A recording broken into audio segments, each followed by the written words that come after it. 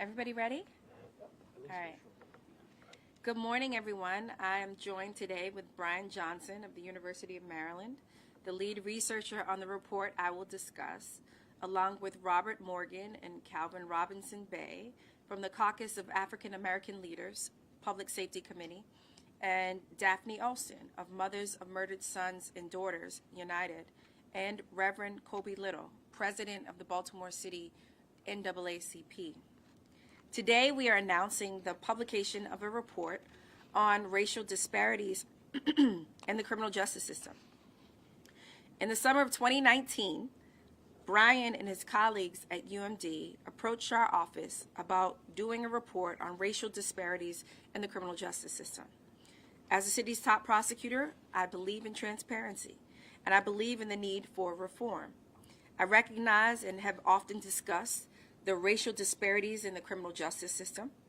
And as one of the few black female prosecutors that represent 1% of all elected prosecutors in the country, I know all too well the inequities that exist when it comes to the criminal justice system. Much of this report makes for uncomfortable reading, but it should serve as a wake-up call to the city of Baltimore and to this nation. While I'm pleased that the report concludes that there is little evidence of overarching or systemic patterns of racial disparity in the prosecution of felony cases by my office, I am troubled by the overrepresentation of black people in felony cases. Such racial inequities that permeate the criminal justice system in our city have motivated me to implement reforms that reduce systemic racial disparities and allow us as an office to focus on serious offenses. We must ensure justice is applied fairly regardless of race, sex, religion, gender, or class. The authors began their research in 2019. The report covers the period from 2017 through 2018. Since that period, I've taken the following steps to reduce, understanding even before we got the report, that racial disparities exist. In January 2019, my office stopped prosecuting marijuana possession cases. In the decade prior to the policy, Baltimore City had the largest rate of disparities among marijuana possession cases and arrests, with black people almost 6 times more likely to be arrested for mere possession of marijuana than that of whites, even though there was no disparity in the usage. From 2014 to 2018, we had 1,468 marijuana possession cases. Last year, the police made only 5 marijuana arrests, all of which were dismissed by my office. In March of 2020, my office stopped prosecuting a range of minor offenses, including sex work and drug possession, offenses that typically tie individuals, black individuals, and people in the criminal justice system. An estimated 443 new drug paraphernalia and possession and prostitution arrests were averted as a result of the no prosecution policy. That amounts to a 78% of which were averted in the black community as a result of those policies. And a Johns Hopkins study concluded that the policies had no impact on public safety, with the target population being less than 1% of those that had recidivated and committed another offense. In December of 2020, my office opened a new unit to review and to reduce lengthy sentences. The unit has released, thus far, 30 individuals, all of whom are black. In 2019, the average number of people who entered the criminal justice system was 23,244. In 2021, the number has dropped 41% and is now 13,645. The number of people incarcerated in prison in Baltimore City sentenced individuals has dropped from 3,952 people at the start of my term in 2014 and 15 to 552 at the end of 2021, an almost 800% reduction. Variables for for these 2 data points include the low-level policies, COVID, the consent decree, and other factors. But more importantly, have everything to do with the policies that we've implemented. My office has, despite the disinformation that has been perpetuated in the city of Baltimore, maintained a 90% conviction rate on average for violent offenses, a 92% conviction rate for violent repeat offenders, all of which are consistent with the conviction rates of my predecessor over the past 10 years. The office has also exonerated 12 innocent men, all of whom were black, that collectively served 300 years in prison for crimes they did not commit. I'm also delighted to announce, in conjunction with this report, a new campaign from our office called The Many Faces of Justice. I know that justice comes in many forms, and the campaign will contain videos that illustrate the many people impacted by the office's fervent commitment to delivering justice for everyone. The campaign will include video stories from victims of crime who have worked with the office to secure justice, people who have benefited from our victim services, people who have benefited from our second chance programs, through our diversion programs, and stories from people who support our approach to low-level offenses. Some of those participating in the campaign stand with me today, and you will hear from them shortly. We will preview 2 videos from that campaign that we intend to post on our social media over the next few weeks. Lastly, let me just express my gratitude, again, for the University of Maryland for their work on this report, and I plan to fully implement their recommendations. And with that, I will allow, in a moment, turn it over to Brian Johnson, but I want you all to be able to preview 2 of the campaign videos, one from Mr. Josh Hatch and the other from Ms. Gwen Farmer.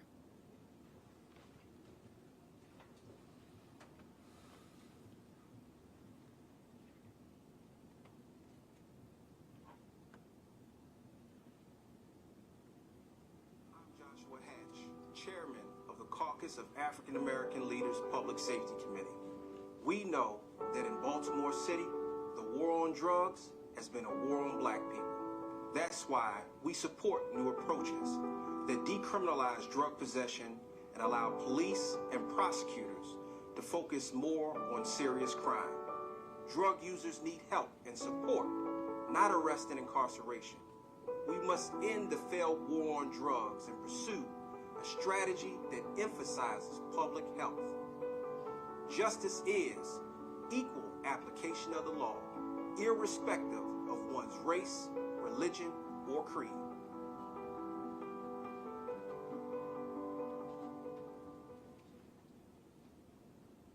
My name is Gwen Farmer, and I lost my son in 2017 in Baltimore City. And for the last 5 years, I've been a client of the Victims Witness program with the State's Attorney's Office.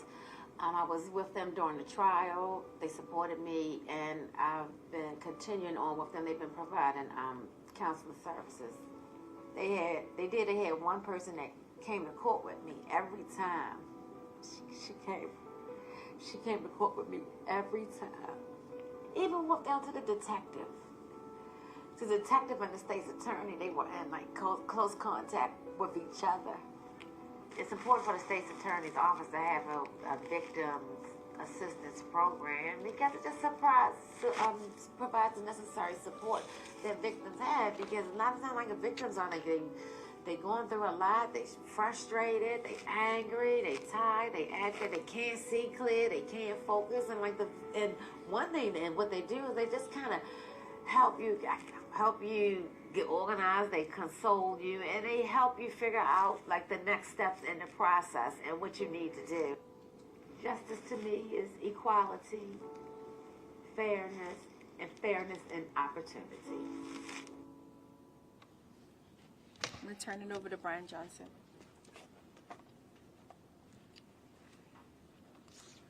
Thank you so much. First of all, I want to say those videos are powerful, and I think they put a human face to the issues that we're studying in this report, which are overall statistical patterns. But it's important to not forget as a researcher and just as part of the public that these are real people's lives that we're talking about. Overall, democratic principles of fair and just treatment are core values in the American justice system, which is why it's concerning that racial disparities are all too common. Defendants of color are overrepresented across many stages of the justice system, from arrest to pretrial detention, to conviction to imprisonment, and communities of color are also subject to higher rates of violent crime and violent victimization. The importance of examining disparities has been heightened even more by recent events, including the police killings of unarmed black citizens, public protests over racial justice, and the impact of social movements like Black Lives Matter. So it's against this backdrop that the Baltimore City State's Attorney's Office, led by Ms. Marilyn Mosby, agreed to participate in a collaborative researcher-practitioner partnership with the University of Maryland and also researchers at Harvard University to do a deep dive on issues of racial inequality in different decisions related to the prosecutor's office. So the report that came out today, or that's going to be released today, is a detailed analysis of case management data from the state's attorney's office, looking at all circuit court cases disposed of during 2017 and 2018. And I won't go through all the key findings. We'll make the report public after this press conference. But I want to highlight a few things. The study does a detailed statistical analysis looking at the relationship between defendant race and several different kinds of outcomes, including case dispositions, charging decisions, and sentencing outcomes in circuit court cases. Some of the key findings are that compared to the proportion in the population, black defendants are overrepresented in circuit court cases. On average, they tend to face more serious criminal charges, especially in firearm and drug cases, and they have more significant criminal histories. However, after we account for all of these kinds of case factors and other kinds of background factors in our multivariate statistical analysis, we find that there are only small racial differences in most of the case outcomes related to the prosecutor's office. In particular, black defendants are slightly less likely to be convicted, less likely to plead guilty, but when we look at average outcomes in terms of sentences, we find very few differences for black and white defendants. So overall, the report concludes that the general pattern of results does not suggest overarching or systemic patterns of racial disparity in the specific decisions of the prosecutor's office in Baltimore City Circuit Court cases, but we do identify a number of different potentially important policy implications of the findings, as well as data improvements and other future directions for research. So let me just conclude by thanking Ms. Mosby and her office for taking the very important steps to agree to participate in this kind of transparent research process, and I think in taking other steps to address issues of racial justice head-on in prosecution. Thank you. Thank you, Brian. Thanks so much. All right, Colby. Good morning. We want to start by thanking Baltimore City State's Attorney Marilyn Mosby for her courage and her commitment to challenging the racist status quo in the criminal justice system. We should be clear, this is the big story. Mackenzie, Tim, you all need to be reporting about how every aspect of life in this city is impacted by the institutional racism in the criminal justice system. There are too many black people in jail. I'm grateful to the researchers for coming forward with the data and the analysis that confirm what we've known for decades. There are too many black people in jail in Maryland. And what that looks like is, it looks like fathers and mothers who aren't able to be at home with their children. It looks like fathers and mothers who aren't able to participate in parent-teacher organizations and in school settings. It looks like black people who are not able to compete in the business ecosystem. It looks like black people who are removed from the workforce. It looks like black voters who are denied the opportunity to elect elected officials who will promulgate anti-racist policies that truly create democracy. One of the implications of this report is that democracy is significantly debilitated when there is an uneven application of the law. You need to report that. So we're grateful for the state's attorney putting forward the Many Faces of Justice initiative. We are hopeful that State's Attorney Mosby's courage and her commitment will be a signal to prosecutors in Maryland's other 23 jurisdictions, to prosecutors in the Attorney General's office, and to prosecutors at the federal level, from Merrick Garland to Eric Barron. It is time for us to see an end to the anti-democratic, unjust, immoral practices that have led to so many African Americans being incarcerated in Maryland and such a disproportionate application of the law on black communities in Baltimore and across this state and across this country. We're grateful to each of you for coming out and covering this very important story. Thanks again to the researchers and to the other members of the community who have had first-hand experience with the disproportionate application of the law. Thank you. Thank you. Robert?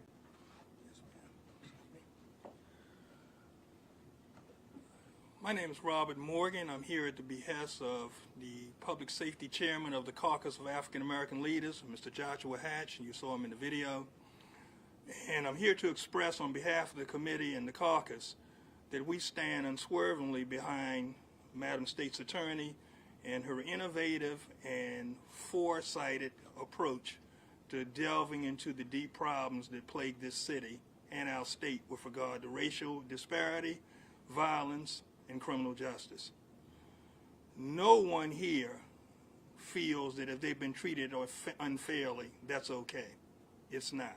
Justice is imperative, but justice, as she's outlined in her presentation, has many faces. There are different aspects of the problem. Some get more attention than others. But we believe that her willingness to use the power of her office, the data that exists, and the observations that have long been made about racial disparities that are unjust and unnecessary have led us to believe that she is going to bring about changes and has brought about changes by linking policies to observations. Observations alone are not going to do it. And I want to just harken back for you for one thing that has unfolded in our history in Maryland. There was a commission on black males that was established in 1993 by the Honorable and late Elijah Cummings. He brought together one of the most diverse committees that have ever existed legislatively in the history of Maryland. Black, white, all religious denominations, preachers and prisoners, collaborating to get to the root causes of this. And as a harbinger, he said this: if we don't deal with these problems today, they will haunt us and become exacerbated tomorrow. This report validates that, and we have the dubious distinction of Maryland surpassing Mississippi in housing more African American people and for longer periods of time than anywhere else in the nation. That's not troubling to a progressive place like Maryland than it needs to be. And so we support her policies, we support her inquiries into these areas, we support things that don't seem popular at first instance, but as later down the line we've shown these things matter and they make a difference in a meaningful way in all of our lives. And so we want to thank her for her service, and we want to indicate to her we have your back. Thank you. Thank you, Robert. All right, Ms. Daphne? Good morning. Ironically, I'm standing here on the day of my son's birthday. He would have been 36 today. But I'm standing here in a press conference. Thank God for Miss Marilyn Mosby, who has given me a voice to what's happening with our black youth and our black men in the state of Maryland, who again are affected by these bad policies and all. And these policies and these negative injections that you have put on our young black boys turn them to angry young men who take it out on each other, unfortunately, because they don't know what to do with that displaced pain that has been given to them on this criminal justice system. Now, I'm not standing up here taking up for the person who took my son's life, but how can a young man, 16 and 17 years old, been brought up on a bad system that think that's normal because they don't see any justice, anything for them when they go to court for something small and end up making that a life sentence where they can't get a job or they can't finish their school and everything. The pain, it just reflects back and forth, back and forth. And I'm staying here today and saying these policies in the state of Maryland have to change if we want to see change. And as a mother of a murdered son, please don't take lightly that our son is and our daughters are dead, and it's just over right there. Thank you, Miss Marilyn Mosby, for giving us a voice. For the rest of you don't even care about our children being murdered. 300 and some a year, and that's just in the city. You forget about Hartford County, the state. I live in Hartford County. I never met my prosecutor, state's attorney, for 14 years. I've been dealing with them for 14 years and still haven't had an answer to what happened to my son. Same with the other 7 families out there. We don't get to see a courtroom. We don't know what happened to our children, and they don't see that we need to know. All they want to do is lock young black boys up for selling drugs to their Caucasian children. They don't care about our sons being murdered. I don't even know what a courtroom looked like. Oh, yes, I do. My oldest son, they gave him 20 years for selling drugs in Hartford County at an age of 19 years old. I know what it looks like. Me and about 50 other black mothers go downstairs to see our sons getting the sentence while the Caucasian kids is going upstairs to a courtroom where they stand up there and say why they use drugs with their BMWs and their Mercedes and their parents with fine clothes on standing in the courtroom, and we all upstairs. They begging the judge, please don't put my daughter's son in jail, and the judge is saying, okay, I'm going to give him one more chance. We stand up there as parents, and our children go up there and ask for another chance for their lives, and they stole 20 years sentences out the window like it's written like it's supposed to get. These things, these challenges and these things have to stop. And again, I want to thank Miss Marilyn Mosby for being that voice. I come up from Hartford County, but I represent parents all around the state of Maryland. In all these fine counties, we do not have a voice. None of us black parents have a voice in these counties. So I want to state to Miss Marilyn Mosby, thank you from the bottom of my heart. This tear I have, one for my son, and one for the public who doesn't understand that these policies must change. Thank you. Questions? Is there any specific thing the office is going to do, policy the office is going to do in response to the findings of the report? I think we've already, even before the findings of the report, have attempted to address these disparities within the criminal justice system, and that's been reflective of our policies. So whether it's the marijuana policy or whether it's the COVID policies that we made permanent, we understood that these policies disproportionately impact people of color and have a negative sort of implication for communities and law enforcement. And so we'll continue to create policies that will ensure equity in the criminal justice system and that we can address the disparity in a way in which we are addressing the needs of the individuals that we represent every day. So yes, we've done it even before the publishing of this report. We will continue to do so as well. Yes. I think you mentioned it was last year that BPD brought you 5 marijuana arrests and dismissed them all. Does that, in your mind, kind of prove that you and BPD are on the same page and they're responsive to your policy changes? So what I will say is, I was one of the first prosecutors in this country to come out and say we're not prosecuting marijuana possession. Why? Because there's no disparity among white and black people when it comes to use, but there is a clear disparity when it comes to the way that it is imposed and enforced against black and brown people. One of the things that we knew nationally is that mere possession, no disparity among white and black, but you're, as a black person in this country, you're 4 times more likely to be arrested for mere possession of marijuana. In the city of Baltimore, according to the ACLU report, you're 6 times more likely to be arrested for mere possession of marijuana. And even after we decriminalized 10 grams or less of marijuana, where police officers were responsible for issuing citations, 42% of the citations that they were issuing came in 1 out of 9 police districts, which happens to be 95% black and disproportionately impoverished. And what I've been very clear about in my approach to all of our policies is that as a state's attorney utilizing my discretion and my power is that I will never be complicit in the discriminatory enforcement of laws against poor black and brown people. I have an on-topic question as well as an off-topic question. You can save the off-topic. We're going to do on-topic first, okay? So on-topic, can you explain the timeline of the video, when was I know the report looked at 2017 Yep. to 2018. Can you explain the timeline of when you decided to move forward with doing this video and this campaign and this press release? It seems, pretty glossy and this. Glossy? Can you just talk about the timeline? Sure, the timeline is this. We started doing this and we made a decision that we were going to do this in 2019, right? So this is 2021, that was 2020, 2021, 2 years ago. We made a decision that we were going to do and look into these policies. And we partnered with UMD in order to do so.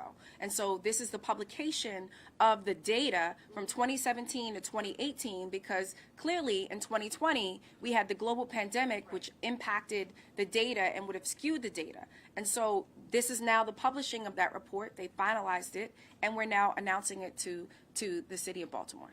When was the report? Is there someone who can talk about how early the report was published, or when was It's being published now, right? They are looking at data from 2017 through 2018 because that's representative of what we actually typically do, not in a COVID year. I'm sorry, the Come on. report was just finished. It takes time to That's just what I'm to getting. get You the can come data up. You want to come up, Brian? No, it's okay. It just takes time to get the data to clean it, I'm to concerned analyze it. about- So that's the timeline. Okay. that's fine. Mackenzie, I'm concerned about the implications of the question. So I want to go back to what I said earlier. This is a significant story.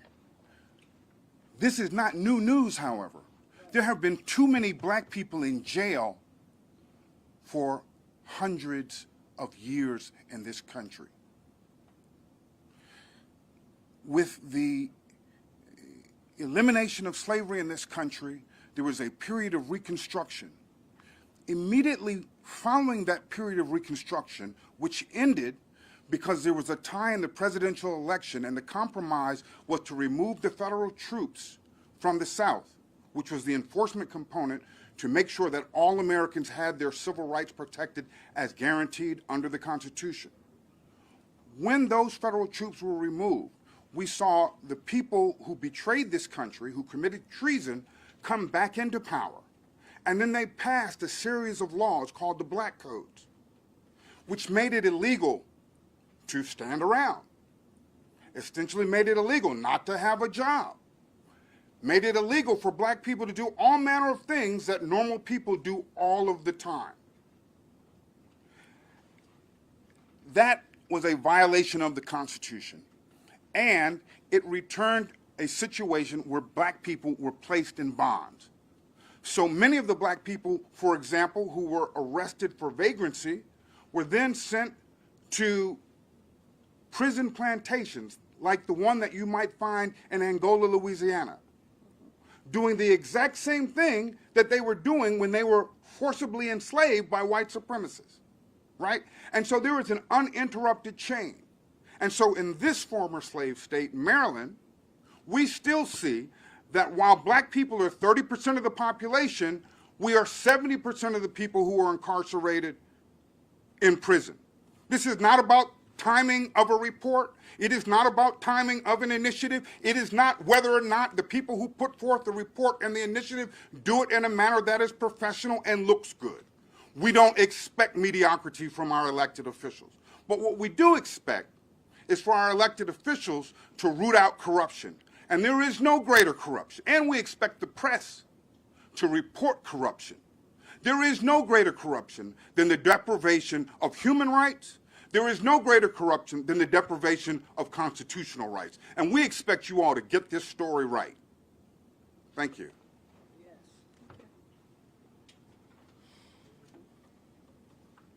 Any other questions? One more on topic. You mentioned a figure, I think it was 2014-15, roughly 3,900 people incarcerated in Baltimore City. and 552 in 2021. Is that the general population, or is that the number of people that you sentenced to, or not that you, but that were sentenced to prison sentences in that time span? That was a jail population. Okay. Jail population. Any other questions? Thank you, guys. Have a good night. Can we do off topic? Sure. I can take it off topic.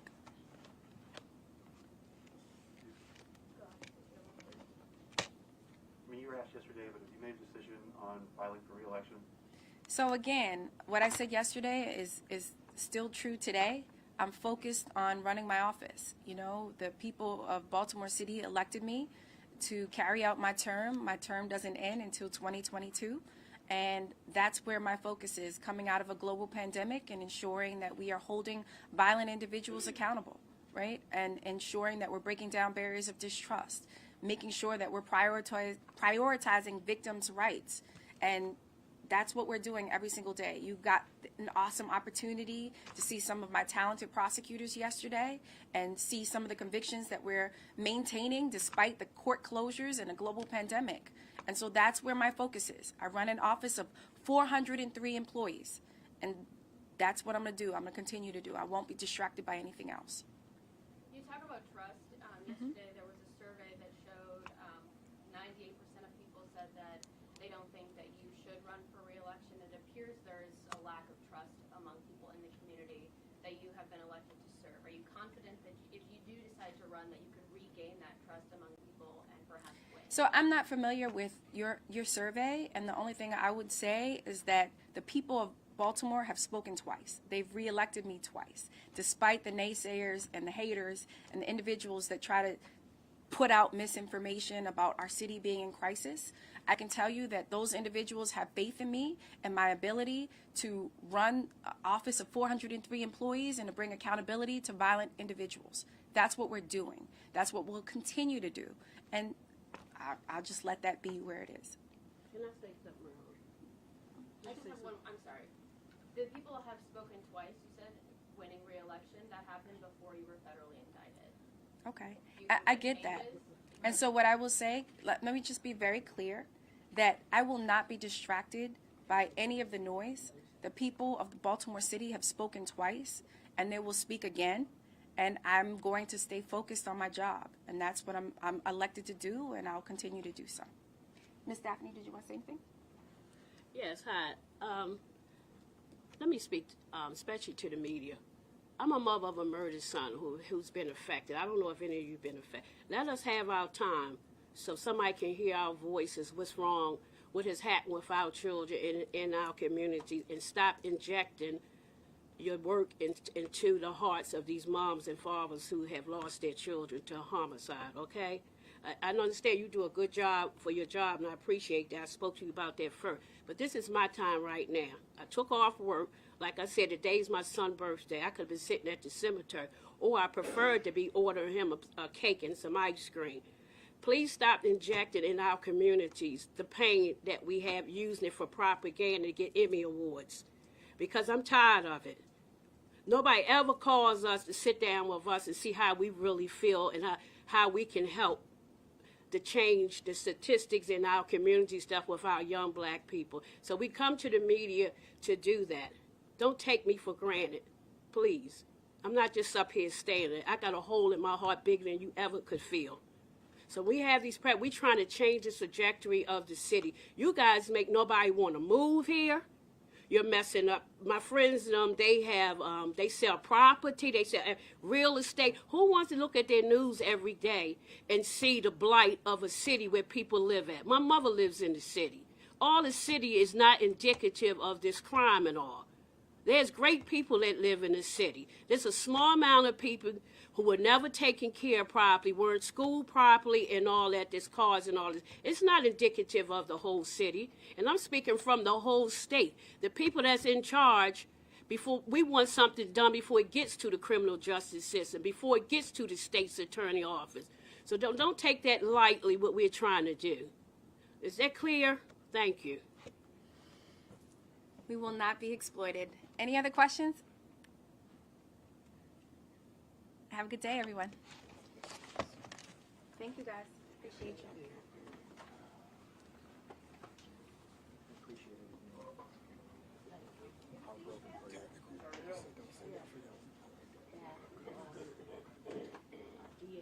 I got a chance to meet you, Brian Johnson, but I really appreciate your comments. Thank you. Very well spoken. Mackenzie, let me remind you that people are innocent until proven guilty. That is spelled out very clearly in the Constitution, right? I get it. And so, if you use that same dogged determination that you use on these points to